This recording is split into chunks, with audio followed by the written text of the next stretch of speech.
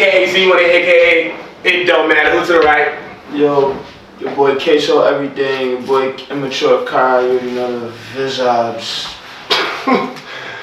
You sound like you was dying, bro. Okay. I am dying. Momania, aka Mr. Exclusive, aka Mr. Unlimited. He need a water bottle. But who the guy in the all green? Green guy. Bailey Murphy, yo. Be real. Read about it. That's not his Read name. about it. That's not his name. That's not his name. That's not his name. What's his name then? That's good. What's his real name? It's him. What y'all trying to find out? And that's one of them. Is it him? Is it him? Is that his real name? What's your name? What's your real name? Sworn, yo. Oh, no. That's why I wanted like this That's stuff. what I wanted at first. But I thought you could go the him route because you. I'm sorry, we know him different than y'all know him. Yeah. You know what I'm saying? Y'all gotta get to know him. Y'all might know the cover shoot. You might know the pic with the foot over the head. You might know the viral clip of him kicking somebody so bad that their mama calling the police. Like, yo, bro, this is the #1 point fighter in the world. You know what I'm saying? Apollo Creed. Chill. Apollo Creed. Chill. I can't. Oh, I got too into it. I was say they'll find Give him a out who he is. headbanger. Give him a headbanger. Because what about the people that don't really don't know about him? They just watching YouTube today. Title. You feel me? Thumbnail. Title, thumbnail. Yeah. Okay. Well, you'll probably see somebody's face getting splattered on the. on the definitely cover. Definitely gonna show clips. Okay. So I mean, I think we kind of should have, but give like a little 1-2 about yourself, man. My name is Bailey Murphy. Well, my name is Warren Murphy, but I go by my middle name, Bailey. From Hamden, Connecticut. You know, I've done martial arts 16 years now, so really my whole life. I'm 21 years old. So I spend most of my time in the dojo throwing kicks and punches. That's what I like to do. Okay. Okay. So, hold up. Go for it. Yeah, so I think what people want to really know is what interested you in fighting. I don't know, just that whole type of lifestyle. That's always kind of what I've envisioned. You can't make this up. Connect it to the speaker, like. So what interested you in fighting? Like, did you start off young for you? Like, was it a hobby for you that started off young? No, I mean, this is just what I've wanted to do my entire life. When I was 5, my mom asked me specifically, she said, Bailey, you want to play basketball, football? My response was, nah, I want to do karate. Like, that's just Just off rip? all. Karate off rip. She didn't even give me that option, but that's just what I wanted to do. Yeah, that's just always been my vibe. Like, I can remember vividly, when like kindergarten and stuff, I would go up to kids and be like, oh yeah, I'm not gonna be going here no more. I'm about to go to karate school, because I really thought like that. Oh, you thought that was like 1 to 12? Yeah, I thought that. Like, I'll just do that. Okay. That's hot. Yeah. All right. Okay. So what was your early life like? Parents, siblings, upbringing? So I got my dad, he did what he did. So I got 3. I don't consider him half, but I got 3 siblings. I got 3 other siblings. Family's family. If you count with us family, that's all that matters. Alright. Facts. We don't have the same mothers, but I mean we have the same fathers. We all look alike. You know, he has that strong DNA. I look just like my father. So I have siblings, but I grew up an only child. You know, my mom, she was there for me a lot. You know, like she's the reason why I think I am the person I am today. She, supported me, made sacrifices in order for me to like embark on this journey with martial arts and kickboxing as well. So just really sacrifices that she made. That's what made it possible for me. And then high school, went to all boys private school. Went to all boys private school in high school, and up until that point, which I'm 14, going into freshman year of high school, hadn't played another sport, but I understood how athletic I was, so I decided to play football, run track, just try other stuff, diversify myself. Ended up being pretty good with track. Decided to go to college. The whole time while I'm doing all those sports, I'm training like regularly, like the same way I would if I wasn't doing those sports, like with my martial arts and stuff. So after a track practice or after a football practice, going straight to the dojo to get my work in. And I've always kind of had the thing where it's like, they don't. It's two separate things. Like I can't be too tired to go train because I'm not too tired to go to track type of thing, you know. So I've never kind of been like, oh, I'm too tired from track practice, I'm not gonna go to cry tonight. No, I have to be disciplined enough and understand that those are two separate teams. You know, have people depending on me on both, and just kind of having a clear mind, understand like it's just what has to be done. You know, so my whole life I've been real disciplined. I've spent, 6 days of my week most of the time training, and that's just how my life was up until I turned 15, when my instructor, my only instructor, the person that taught me how to throw kicks and punches, he took a step away from the sport. So at 15 years old, I had the decision like, dang, am I gonna continue with karate? Like, I'm 15 years old, I'm really good at football, I'm really good at track, but it's just the fact that the promises and things that I talked about and what I kind of saw for myself as a kid. Even as a kid, I would always say, yeah, when I turn 16, I'm gonna fight in the adult division. And these are all things that I kind of did. So that's what kind of led me to sticking with it, regardless of having my instructor with me or not. Just sticking with it on my own, and like I said, embarking in this journey and just making the sacrifices that I have to, because no one is gonna do the work besides me. A big part of my career, like my coach, the person that literally taught me, I was 15 years old, I was a kid, so that was tough. But that pain, that hurt, I think it fueled me and kind of made me want to prove like I didn't need him anyway. Almost like I didn't need anyone. Like this is what I wanted to do. Like before I knew my instructor, it was karate still. I was running around the house acting like I was a Teenage Mutant Ninja Turtle and stuff, and get all dressed up and stuff. Like that's who I am. I just want to do karate all day. How's that? So How's that? you say you grew up with both parents.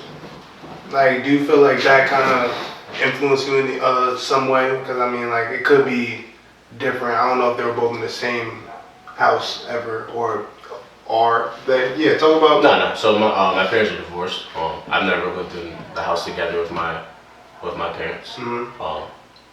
So I would see my dad on the weekends, and there was a point in my life where he lived around the corner from me. Around 8th grade, he moved to North Carolina. So that was hard for me. That hurt me. That hurt me because I had at that time I had two older siblings, of course, who through high school and through middle school had their pops. And then my little brother, which they just had when I was in like 6th or 7th grade, he was gonna be with my pops every day in North Carolina. So as a kid like that, that hurt me. It's like, dang, like vital parts of my life. And, my dad's not necessarily present. Not that he's not a good father and that he doesn't communicate with me or call me or message me or anything like that. That's just the fact that having the physical version, of my pops around, especially when I'm starting to play other sports like football, run track too. It's like, of course my mom, she's gonna support me through everything, but it's a little different having your pops at events like that. You know what I mean? Yeah. So That's better. I mean, like, I'm going back into it. So you jumped right into fighting young, right? Very young. How young did you start? Started when I was 5. You started fighting when you were 5. Then, as you got deeper into your journey, and you were saying, you looking in the mirror at whatever, 11, 10, saying, yeah, when I'm 16, I'm going to be fighting big boys. Then you do that, right? Are these pain moves, or are these like bright-eyed moves when you were young at such a, how can I say, naive age? You kind of really only are just believing anything that you're telling yourself and kind of what you're seeing on screens and stuff like that. But when it came to you personally, what made that drive cement? What else am I supposed to think? Negative thoughts don't enter my mind, and that's not something that I even have an understanding of. You know, so I always thought positively. I always knew what I was gonna be. It wasn't a matter of if what. You know, I go to the dojo. I go work out every single day to the best of my ability. So there is no question about it. It's just when. That's hot. No, you definitely. When you put it like that, everything's just bread and butter. Ain't nothing you can do. What do you say? Stay hard. Stay hard. Stay disciplined. Hold on. Question discipline. You got. You can. No. So when was the first time you got your championship? When was the first fight that you got your championship? And you was like, yeah, I'm gonna start something new. You know. What do you mean? Like when did you say? Like when did you first get your first title? My first title? Well, I mean, growing up, they had state, national, state and national titles that I would do. So every weekend, like growing up, honestly, I would go to Rhode Island. I would go to the Crown Plaza in Warwick, Rhode Island, almost every weekend and fight there. You know, so I've been used to traveling and stuff, and like I got a couple state titles and national titles as a kid. Around the time I turned 13, that's when I started traveling, you know, around the U.S. I went to Chicago for the first time when I was 13 for a tournament, and like that was just another level. Like that was just another step, part of my journey, because I would kill people on the regional and state level, but at the national tournaments, that's where that competition was. You know, and those are the places that I wanted to be. That's what I grew up watching on YouTube every single night. Like those are the events that I wanted to be at as a kid. Fortunately, like I said, I had a hardworking mother. She afforded me those opportunities because, like now, I'm grateful to be sponsored and have the opportunity to be flown all over the world and different places in the United States to do tournaments and seminars and stuff like that. But before that was possible, it was on my mother, you know. She was the one that was paying for me for that stuff. But I just went mad off track. But yeah, like once I started going to the national level, so around the time I was 13, I wasn't even really winning on the national level when I was 13. You know, it wasn't really until the next couple of years, once I turned 14, that's when I realized, like, nah, I'm nice at this. Like I'm actually good at this, and it just became a thing where I just continued to develop like the understanding of what I was doing. Like I had all the physical attributes, and stuff like that, but it's just more of like why I'm doing these things. You know, you go to a karate tournament, everybody can throw a kick and a punch. Like if you can't throw a kick and a punch, you shouldn't be there. But it's about why or when to throw that kick and punch. Why are you doing this? Why do you have to take that small step before you throw that? Just having a better understanding of what you're doing, you know, than others. Okay. I got 3 questions, but I'm gonna ask the first 2 like in a pair. So, what was training like? And did you enjoy training, or did it feel like a chore, like ever? Or you always been locked in on like, yeah, let's go train? Okay, so training, I can tell you like a literal workout from the time I was like 5 to 12. And then 12, after I got to 12, that's when it got harder. Got So, but like 5 to 12, we would get there. All right, so I'll tell you team tryouts. We used to have team tryouts. Team tryouts would be like 4 days, right? We would come into the dojo. We were right near like where the buses park. That's where our school was, right near where the school buses park. So we're running around all of the school buses at 8 in the morning, coming back inside, doing some hard conditioning. Then working on drills, and then we're sparring. And at that time we were doing like, not even just the point sparring that I do now, we do like full contact, really just beating each other up, you know. And then we would go into our point sparring and trying to see like who will make the team and stuff like that, you know. I don't know. I mean, you've done some workouts with me, some core workouts with me. Like it's a lot of stuff like that. He's a core demon. His core workouts don't make sense. They actually don't make sense. Yeah. They don't make sense. Yeah. So a lot of stuff like that. Okay. And then if you were to break it up into like 3 sections of your life, like fighting, training, traveling, success, failures, like everything that goes into the sport, from sections of 5 to 10, 10 to 15, and then 15 to now. What do you think the biggest differences are between each three, and like the biggest takeaways you got from each one? So you said what's the hardest? Like the hardest, biggest like hardest thing you experienced between all three, Okay. biggest takeaways, and just how it was like just in general, like the level of like difference, and like cause I know, but they don't know what you're doing like 10 versus like now. Yeah, for sure. You know, growing up, it was more of a, you know, a game. Like, growing up, it was like, obviously I loved karate, but I was still a kid. Like, it was super fun. Between the ages of when I was 5 to 10, and I was gaining a lot of experience going to tournaments in Rhode Island, Massachusetts, New York, driving to New Hampshire, just going to a lot of places.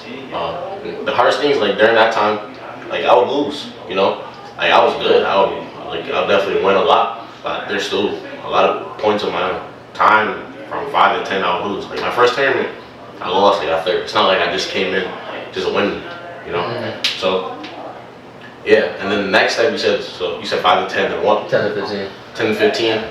Honestly, like maybe not at 10, but around the time I turned 12, 13, I realized like, you know, I'm not doing this for experience anymore. Like, yeah, this is fun and I love it, but this is, you know, I'm not doing it just for experience. I'm a winner. Yeah, like more of a purpose. 100%. Instead of just being here. For fun. I'm a winner. I knew at that point like how good of an athlete I was, and I hadn't even played other sports, and it's like I'm doing this for real because I know how great I could be in the future. You know, I took it very serious, and you know that was just my thing. And even during that time, from my fault, bro. 12 what? 10 to 12. 10 to 15. Oh, the number parameters we got, right? 10 to 15. I said 15 and 15 to present. So really, once I turned 14, once I turned like 13, 12, 13, that's when I realized like, nah, I was good. Because the first time I ever competed in the adult division, I was 14. So really, the hardest thing during that time was just my consistency. I was doing real good from the time I was 10 to 15. That I started to like feel myself really getting good and starting to, you know, not just win but dominate. Yeah. And then Before you go to 15 to present real quick, when does the adult league usually start? 18? yeah, it's 18 to 29. So At just 14. to clarify, 14, he's fighting people, what ages? 18 up? Yeah. 18 up. Yeah. 8 free ball. Braun didn't go to the NBA at 14, but he did. Nope. Yeah. So then from 15, Dang, he went to the league at 14. He's locked. Like, yeah. When you really put it like that, he went to his league at 14. Yo, bro, Then y'all can 15. sit back and see some greatness and take it. 15 till now. Yeah. He's at 15 till present. Yeah. Alright, so 15 to present, you know, 15, that was my last year in the junior division, and honestly, it was a waste of my time. Like I said, that was around the time when my instructor stopped, you know, my instructor really stopped teaching, and he stepped away from the sport.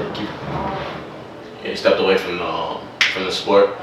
So the first thing I did when that actually happened, at 15, I was reaching out to other school instructors and asking them, hey, I'd love to come teach at your school. I see the potential that you guys have in your dojo, at your studio.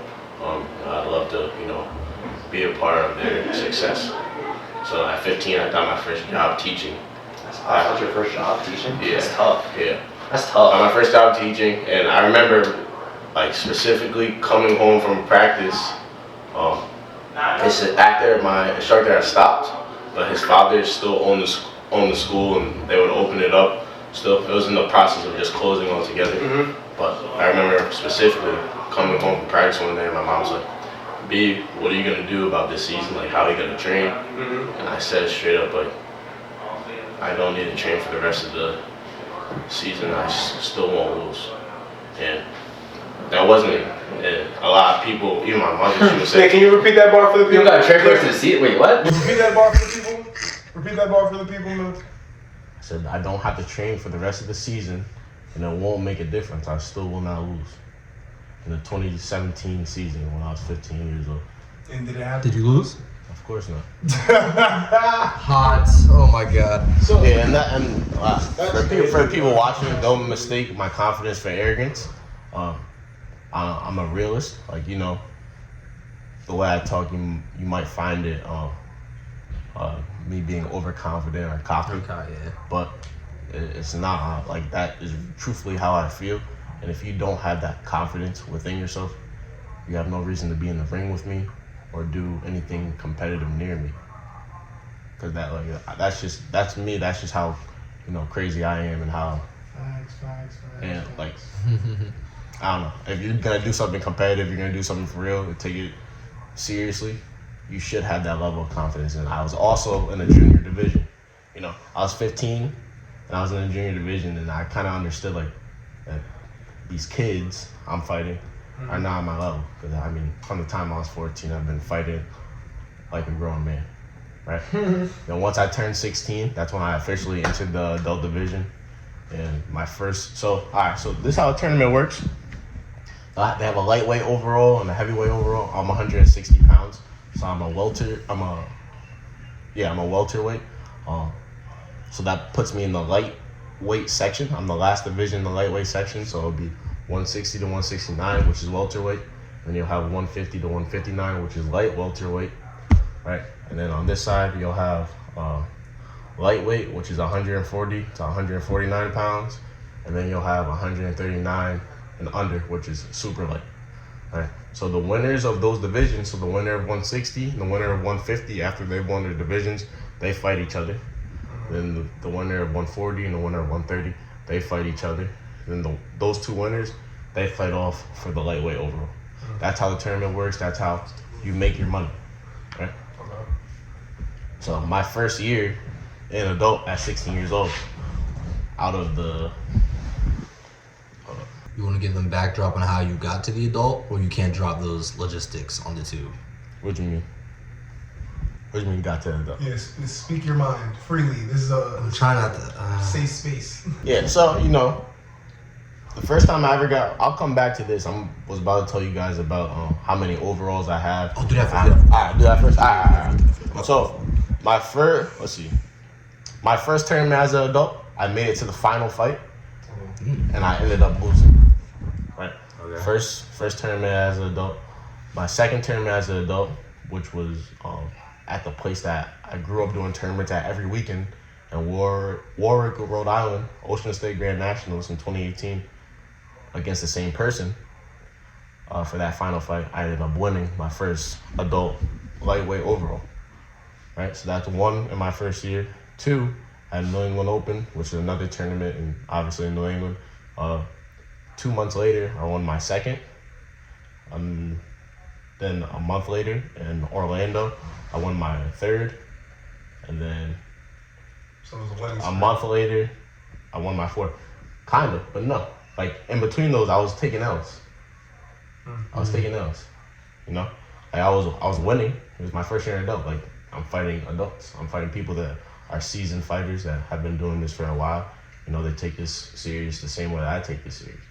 So, like, it's not like I was just coming in a star. I mean, I did come in like a star, but, you know, I came in having to work my way up. There's a dude named Zane from Mexico, my first season. I just had so much trouble fighting him, you know, until I finally figured it out, right? So my first year as an adult, I had 4 overalls. Second year as an adult, I had another 4 overalls. But at this point, in 2019, I made it to the finals 5 times and lost once. So I was 4 for 5. Mm-hmm. Same thing my first year. I guess, yeah, 4 for 5. Right? Then COVID. Oh, sorry. Then the last tournament of the year, which is called Diamond Nationals. Mm-hmm. Right? The winner gets a gold ring, and it has a small diamond in the middle. But, you know, that's a... That's Small diamond, pequeño diamond, Paquito diamond. Yeah, for sure. But that's in the U.S. That's one of the highest. That's one of the biggest you know, awards that you could win. So I'm the youngest to actually win that. Yeah. And then COVID happened. Yeah, it's just the goat. COVID happened, and then I came back. In June of 2021. That's when the circuit in the U.S. started opening again. I haven't lost a lightweight overall since 2021 June. And that's your class, lightweight? Yeah. Oh, I knew that was gonna happen. Part of my brain told me to move this too. niggas still pick me up to see sound waves over here. You. Yeah. Basically, no, actually, not at all. Alright, just Just don't kick it, man. Don't kick it. Okay. Besides that, no, my son had a question. Let Queso jump in. Let Queso jump in. What? Yeah, fight with Queso. No, it's rock, only paper, scissors. Rock, paper, it's scissors. only because Rock, paper, scissors. I don't know. Give him the drop real quick on how you got into the adult. Word. So I'll give you super drop. Alright, when I was 14, I it was the beginning of the year, right? I fought adult. And then I went to a national tournament. So I fought adult at a local tournament, a little small tournament in Long Island in the gym. You know, I did real well. I was beating a lot of adults.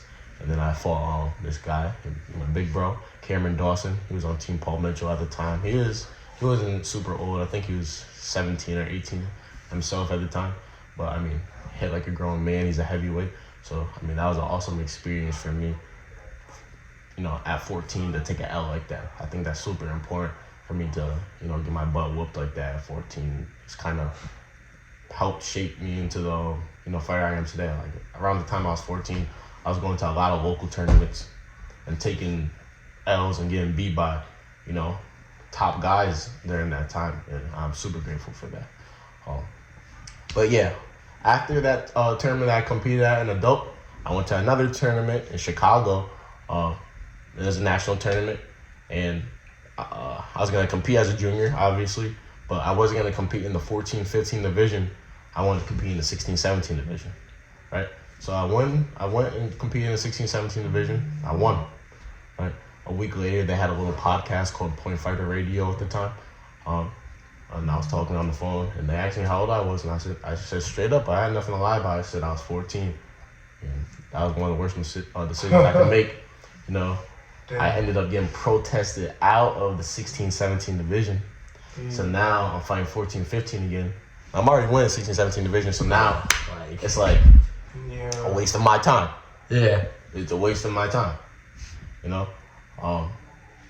So then so my confidence up? I mean, obviously you want to fight what you want to fight and keep it consistent, keep it competitive. Why would that get my But the confidence? fact that you're just going back to whipping the guys that you're already whipping. Exactly. Why would me continuing to beat people that are challenging? I know, but it's like confidence up? I mean, it keeps you It's boring. in the layup line. Yeah, layup lines are boring. The layup line is boring. I get it. Yeah. So then after that, I did my 2 years in 14-15, did 1 year in 16-17, and then fucking had to, make a fake birth certificate and fight in the adult division. Gotta do what you gotta do. Chase that check. Okay. That's crazy. Imagine getting protested to fight in your age group because you were fighting up. What? As y'all heard, he loves to win. And we know that you love to win. And as a winner, I know you took some losses like you said. So how did that affect you? Did that humble you? What does losing mean to you? How do you bounce back from that, bro?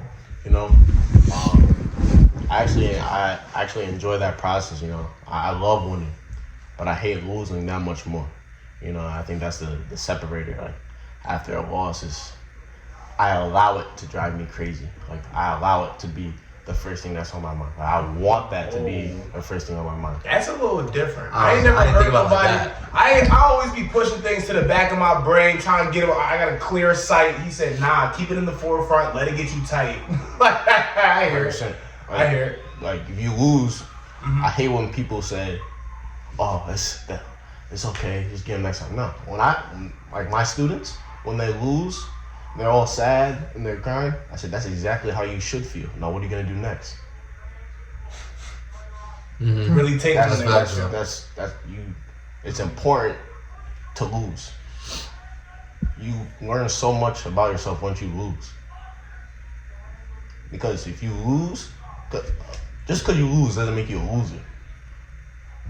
If you lose and you're gonna lay down and feel sorry for yourself, you deserve to lose.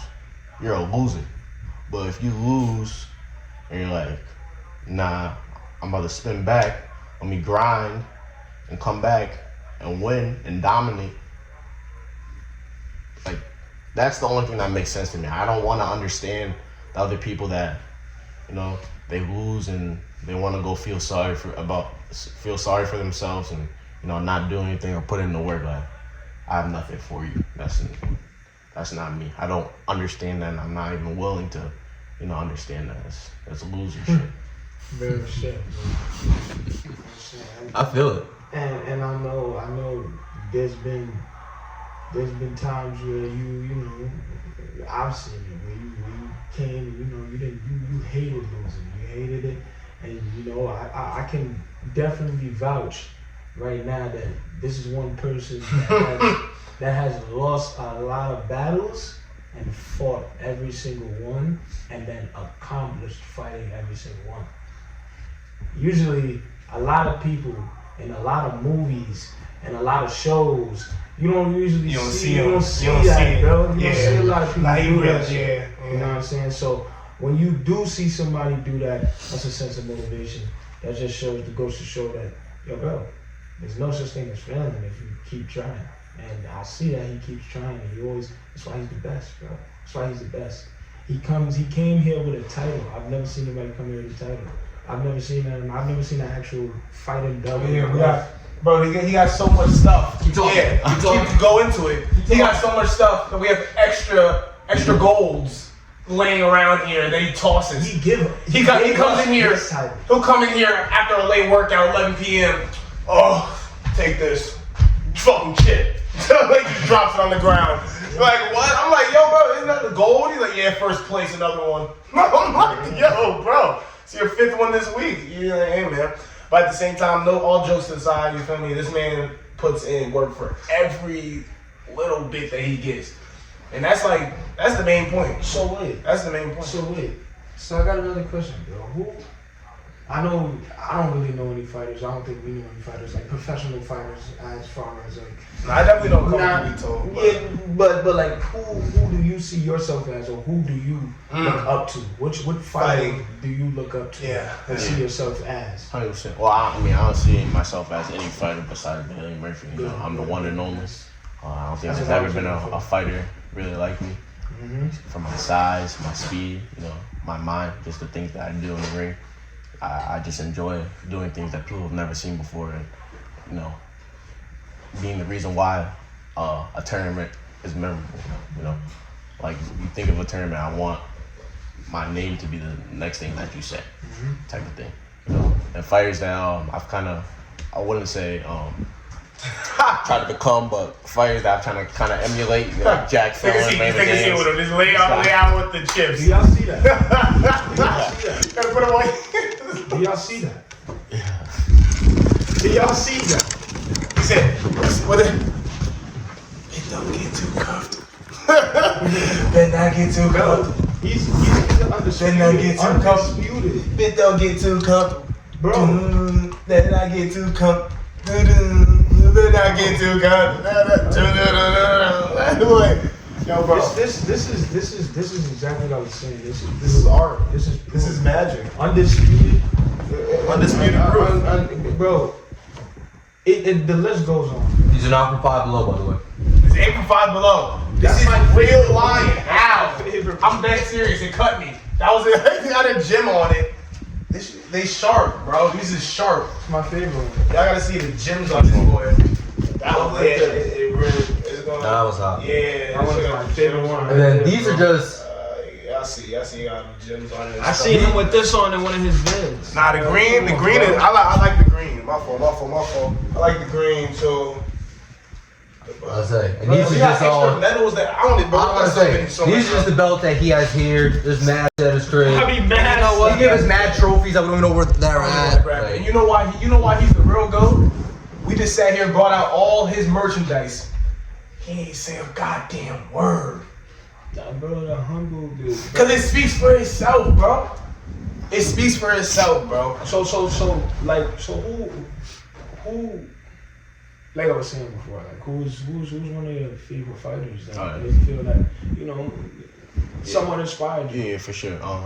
Fighters like Raymond Daniels, you know, he was big in not just point fighting, but WCL, which was the World Combat League by Chuck Norris, you know, back in the early 2000s. And then he's done Glory kickboxing, and then he's most recently done Karate Combat, you know. So people like that not just in point fighting, kind of, you know, expanding their horizons and doing other forms of combat fighting and combat sports, you know, he's inspired me a lot for sure. And then within the sport, Jack Felton, you know, he's similar to my size, where Ray is like 6'3", Jack Felton is, you know, we're the same height. We're actually in the same division, around the same weight class.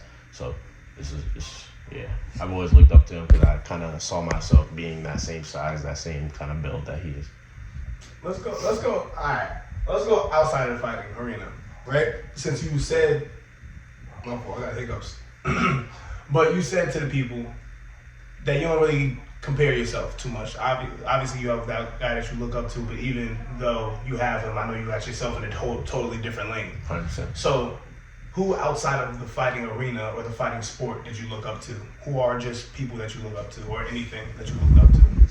You know, you said outside of well, no, my mother's always been, you know, a great role model, but outside of family and stuff like that, it's kind of funny, but Drake's my idol, you know. I don't know. Who's your idol, man? You know, the boy, Aubrey Graham. Your boy, 6'6". Drake, you know, for many reasons, you know, he kind of comes from a similar type background. Me, you know, single, our parents split, you know, only child type of thing, too. You know, and then his music, he's just, I guess I'll just go with it and say I'm light skinned, like hell no it says, and he's light skinned. It speaks to me, but you know, even just his mentality, just the way that he thinks about the way he writes music is very synonymous to how I think about like my craft too with my fighting. So, you know, how he just wants to continue to be the greatest. Just continue to be the greatest, and how like he's aware of how good he is as well. You know, and I don't think Drake's a super cocky guy. I think it's just he's in that position where he can talk the way that he does, and he doesn't do too much. He's very, you know, thorough about what he's about who he is. So I don't know if you believe it, but ghostwriting mess up your beliefs about him? I mean, No. If these are true statements, does that take away your greatness? Nah, it doesn't, and I can go into a whole thing about that too. You know, if that's what you want. This is what I'm saying. I know he has a 30-minute lock on that. He knows. Both of them. He knows his Let me just say a little something. So, the said album that had ghostwriting was, if you're reading this too late, which came out in 2015, unannounced. So, I'm not really mad that there was references and reference tracks because he was credited in all of it. It was on a project that no one knew was coming out. He just dropped it, you know. And Drake was really just trying to help Quentin Miller. Quentin Miller had expressed before, you know, the Houston native. He had expressed before that he had admired Drake himself, and he tried to emulate his style. So, you know, Drake being who he is, he likes to put people on, and he gave him the opportunity to do some work. And, you know, Meek Mill was in his feelings, and he needed a seed to plant because he knew he wasn't gonna beat Drake. Can't beat Drake. He's a winner. You know? Well, you got a point. He is a winner. He is a winner. He's more than a winner. He is a winner. Except that one album. Maybe two. But that one album, With That seeing hon- that- text green, text going that green. honestly never mind. Shit. That Jersey Club, He's Not Uzi album. Fake Jersey Club.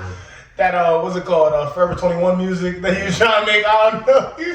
He's trying to make. I don't know. We're not gonna. So- but Drake is still goated. Of course, always goated. Do you believe in like a higher power and or like luck, or do you like have you pray or have any ritual before you fight? I believe in a higher power for sure. I believe in God. Luck is for losers. Luck's for losers. I don't need luck. I train them very hard in what I do, so I don't need luck. I make sure I'm prepared. So luck is for losers. So it's skill. I don't say good luck. I say it's good skills. You know, 'cause that's what's gonna do the work. Not luck. Yeah. Good skills. You know, I mean, yeah, I mean, I pray before I compete with anything, whether it's track or, you know, fighting. I'm not praying, please God, allow me to win. No, nothing like that. I pray for him to allow me to fight to the best of my ability and to fight injury free. That's what I look for. The rest was decided in training. I can't put that on anyone else besides my own back type of thing. Okay. Not how many. What's the hardest and the easiest thing you think about being a fighter?